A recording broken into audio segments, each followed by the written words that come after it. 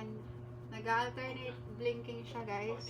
Pag ganyan, reset na yan. Ito lang.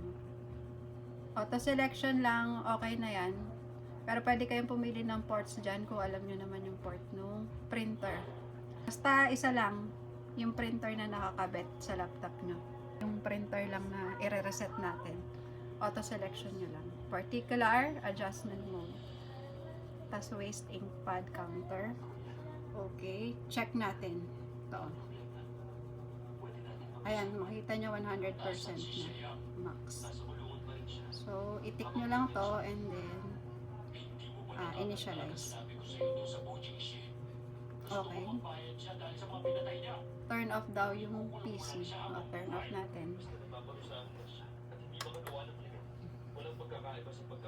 Tapos okay. Okay. Tapos, please reboot the printer. Ibig sabihin, open daw natin ulit.